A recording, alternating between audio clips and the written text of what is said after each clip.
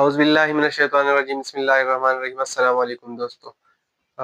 څنګه چې مونږه پارټس اف سپیچ سیریز شروع کړو، پای کې مونږه ناونز او پروناون او ورب ایڈورب دغه په ترتیب سره په تفصیل سره کوم لیکچر ریکارډ کړی هغه زموږ په یوټیوب چینل کې پرتی دی. که تاسو هغه تر اوسه پورې نه وي کتلی نو زموږ چینل وزټ وکړئ، هغه ویډیوز وګورئ. نننی چې زموږ کوم ټاپک دی هغه زموږ سره نن ایجکټیو دی. ایجکټیو به مونږه ډسکس کوو. د دې نه مخکې مونږه دغه پارټس اف سپیچ کې چې کوم په نمبر باندې دغه پارټس اف سپیچ دي، یعنی د انګلیش د لینګویج د ویلو دا کوم حصه چې کومه ده، دغه سنټنسز چې کوم دي دا چې د څه نه جوړ شوي دي. اول خو به مونږه ساده ویلو چې سنټنسز جوړ د څه نه دي. ساده به مونږ وویل چې سبجیکټ پلس ورب او آبجیکټ. په سر کې مونږه په سٹارټ کې مونږه دا ویلو چې دغه درې شیان راجمع کا او سنټنسز جوړ کا. بس دغه سبجیکټ راجمع کوا، ورب راجمع کوا او ورسره آبجیکټ لګوا، بس سنټنسز دی. تا انګلیش از د کو لکه مونږه یو سنټنس وای چې هی از ا بوای، वो एक लड़का है. बस شی دی راجمع کو، سبجیکټ راجمع کو، آبجیکټ دی وسره ولګاو او ورب دی وسره ولګاو، نو ستا سنټنس برابر شو، سنټنس ته جوړ شو. نو ته به وایي چې بس دغسې ټول چې کوم دی انګلیش کې چې څومره هم خبرې دي، سبجیکټ لګوه، ورب لګوه او آبجیکټ لګوه، سنټنسز جوړ خبرې دي په انګلیش کې زده دي. انګلیش ته زده کو. اوس که چېرته ته د انګریزانو سره انګلیش ویل غواړي یا بهر ملکونو ته تلل غواړي چې هلته کې انګلیش ویل کېږي، نو ته وایي چې ما انګلیش زده کړلی، ما سبجیکټ زده کړلی، ما ورب زده کړلی او ما آبجیکټ زده کړلی، نو زه اوس څه کولی شم؟ زه انګلیش ویلی شم. بس سبجیکټ به لګوم، ورب به لګوم او آبجیکټ به لګوم، نو زما سنټنس زده دی. نه، دا ستا صرف شروعات دي چې تا د سنټنس هغه جوړښت پیژندلی، تا پکې نورې خبرې نه دي زده کړلی چې د چا تعریف به څنګه کوي، د کار کولو وینا به څنګه کوي، چې یو کار ښه دی او که بد دی دغه به ته هغې ته څنګه پروف کوې، هغې ته به یې څنګه وایې چې دا ښه دی او دا بد دی. دا دغه ښه او بدو ویلو دپاره مونږه نن یو ټکی راوړی دی چې هغې ته مونږه ایجکټیو وایو. دې ته مونږه په اردو کې صفت وایو یا ورته مونږه اسم صفت وایو. نن به مونږ دا وایو چې د دې د انګلیش یا د دې ګرامر په دغه کې څه کردار دی، په دې پارټس اف سپیچ کې د دې کردار څه دی، دا پکې راغلی ولې دی. مونږ خو ډېر سنټنس یې ویلي، په هغې کې خو دا ایجکټیو پکې نه و راغلی. دا پکې څنګه راغی؟ نن به مونږ دا وایو چې دا پکې څنګه راغلی، ولې پکې راغلی. که فرض که زه په انګلیش کې خبرې کومه، چاته وایم چې ځو کشمیر ته ځو، یا چاته زه وایم امریکې ته ځو، لندن ته ځو، یا چاته زه وایم چې بل ملک ته ځو او هغې صفت زه ونه کړمه. صفت مونږ صرف خوالي ته نه وایو چې د یو شي زه خوالې بیان کړمه، هغه د هغې صفت دی. زه وایم دا شي ښکلی دی، دا خوږ دی، دا هلک تکړه دی، دا هلک تیز دی، دا هلک قابل دی، نو صرف په دې ته مونږ ایجکټیو نه وایو، پوره تفصیل سره وایو. د دې ډیفینیشن مونږ داسې کوو په انګلیش کې چې ایجکټیو is a word. ایجکټیو یو لفظ دی، یعنی د انګلیش په ژبه کې مونږ وایو چې ایجکټیو چې کوم دی دا به ورډز وي. څه وایي؟ ورډز وایي which describe چې دی به بیانوي describes noun or pronoun. د تعلق چې کوم دی دی به د چا ملګرتیا کوي؟ په سنټنس کې به د ناون او د پروناون ملګرتیا به کوي، یعنی د دې دوو شیانو ذکر به کوي. دا ناون هم د پروناون نه تاویږي راتاویږي. مونږه لګیا وو په انګلیش کې خبرې کولې، نو بار بار مونږ نوم نشو اخیستی، نو د هغې په ځای باندې مونږ نور ټکي استعمالولو چې هغې ته مونږ پروناون وي. خو اوس پکې یو بل ټکی مونږ لګولی، یو ټکی پکې مونږ لګولی. څه ټکی لګولی؟ یو سنټنس ما واخیستو چې اسلم runs very fast. اسلم بہت تیز دوڑتا ہے. دا مونږ زده کړي چې اسلم پکې ناون دی. اسلم پکې څه شی دی؟ ناون دی پکې. رنز منډه وهل کار دی، نو لہذا دې ته مونږ څه ووایو؟ دې ته مونږ ورب ووایو. مونږ په تیر سنټنس کې یعنې په تیر سنټنس چې کوم مونږ اغوستی وو په بله ویډیو کې هغې کې مونږ وایو چې دا ویرې پکې څه دی؟ ایډورب دی. یعنې د څه چل کړلی؟ د دې اصلم ذکر یې کړلی، د دې خبره یې کړله، د دې رنز خبره یې کړله چې منډه وهي خو تیزه منډه وهي. اوس پکې دا یو ټکي راغلی، پاسټ پکې راغلی. مو خو دا اصلم پیژندلی، رنز پیژندلی، ویرې خو پیژندلی. ناون دی، ورب دی او ایډورب دی، خو دا پاسټ پکې لا څه شی دی؟ په ناون کې واچومه که په پروناون کې واچومه که په ایډورب کې واچومه که په ورب کې واچومه.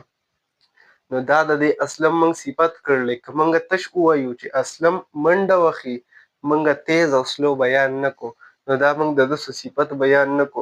خو دلته کې موږ پاسټ ووی، نو ما د اصلم صفت بیان کو. که چاته ما د اسلم خبره کوله چې اسلم منډه وهله، نو زه به ورته څه وایم چې اسلم منډه وهله خو تیزه منډه یې وهله. نو دغه تیزوالی چې کوم دی دا د اکرمو څه شی دی؟ صفت دی. دا د ده کیفیت بیانوي. موږ ته په څه وایي چې دا به ډسکرایب کوي، بیانوي به څوک به بیانوي؟ یا به پروناون بیانوي او یا به ناون. دلته کې موږ سره دی بیانوي. نو که دلته کې موږ وګورو نو دا پاسټوالی تیزوالی څوک یادی دی؟ دا اسلم یادی چې دی منډه وهي، خو څنګه منډه وهي؟ تیزه منډه وهي. نو که په یو جمله کې داسې ټکي راشي چې د هغه د ناون یا د پروناون کیفیت بیانوي، حالت بیانوي، په اردو کې دې تعریف موږ داسې کولی شو چې اسمی صفت वो लफ्ज है जो जुमले में اسم या اسم ضمیر की کیفیت بیان کرے. هغې ته به مونږه اسمي صفت وایو. هغې ته به مونږه صفت وایو چې په کومه جمله کې داسې ټکي راغلي چې هغې د نوم یا د نوم په ځای چې کوم ټکي استعمال شوي لکه ښې شي اټ دی وغیره، د هغې کیفیت یې بیان کړي چې دا کار شو دی ښکلې طریقې سره شو دی که خراب شو دی. که مونږ ووایو ایجکټیو، که د چا مونږ ښه والی بیانو یا که بدوالی بیانو، د هغې مونږ پازیټیو خبرې بیانو او که یا یې نیګیټیو خبرې بیانو، د هغې ټولو ته مونږه صفت وایو، د هغې ټولو ته مونږه ایجکټیو وایو. د دې نه مخکې مونږ اورېدي وو چې صفت څه شی دی؟ هلکه یو کس راغی په منډه، هلته کې دوه کسان لګیا او ستا باره کې خبرې کولې. د دې په ځای باندې ووایي چې ستا صفت یې کوه. هلته کې هغه دوو کسانو لګیا او تا پسې خبرې کولې، ستا یې بد ویلو. خو دا کس تا ته راغی، تا ته یې څه ووایي چې ستا صفت بیانوي. ته به دلته کې خوشحاله شي چې هلکه زما صفت کېږي، خو تا دا نه دي پېژندلی چې صفت ښه والی دی که بدوالی دی. اوس تا وپېژندو چې ایجکټیو چې کوم دی، اسمي صفت چې کوم دی، دا هم ښه والی دی او هم بدوالی دی. که د یو شیز متعلق ته پازیټیو وایي او که نیګیټیو وایي، ښه والی وله بیانوي یا وله بدوالی بیانوي، نو د هغې ته مونږه ایجکټیو وایو، د هغې ته مونږه اسمي صفت وایو. اګزامپل یې مونږ اخلو، یو څو اګزامپل اخلو د ښه پوهېدو دپاره، مثالونه اخلو چې مونږ ښه پوه شو. زه ووایم چې this is a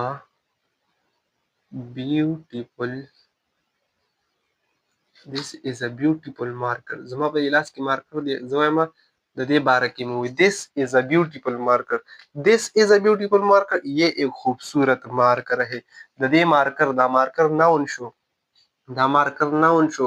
د ما صفت بیان کو، څه صفت مې بیان کو؟ بیوټیفل مې بیان کو چې دا مارکر څه دی؟ ښکلی مارکر دی. یا ما د یو هلک باره کې وي یا ما د یو جینۍ باره کې داسې صفت بیان کو. یا زه ووایم چې څه ریډ روزو، سور ګلابو.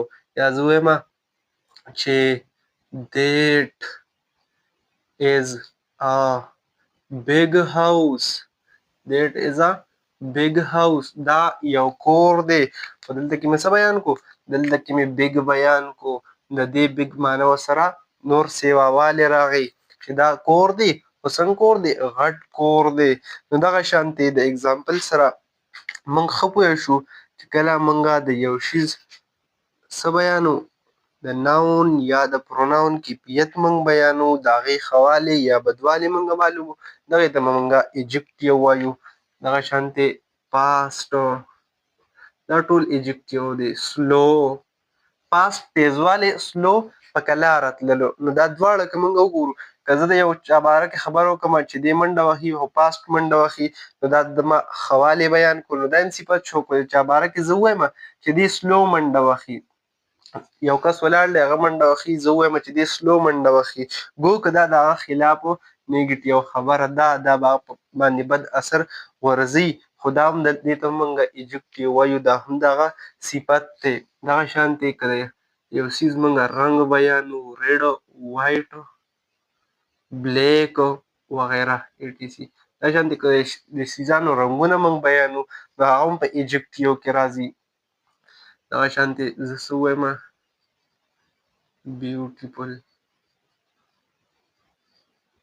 دغه شانتې نور زه اګزامپل یې والمه چې 3 بوکس 3 کتابې. دغه ټول چې کوم دي دا شانتې قسمه چې کوم ټکي دي دغې ته موږ څه وایو؟ دغې ته موږ ایجکټیو وایو. نو اوس موږ ایجکټیو وپېژندو. دغه پارټس اف سپیچ تقریبا موږ څه د نیمې نه سیوا کور کړو. ناون کور کو، پروناون پکې کور شوی دی، ورب شوی دی، ایډورب شوی دی او نن ویډیو کې ایجکټیو هم په تفصیل سره وشو. نو تاسو په دې باندې هم پریکټس وکړئ. په را روان ویډیو کې چې کوم نیکسټ پارټس اف سپیچ پاتې دي هغه به انشاءالله ډسکس کوو. تر دې ټایمه پورې والسلام.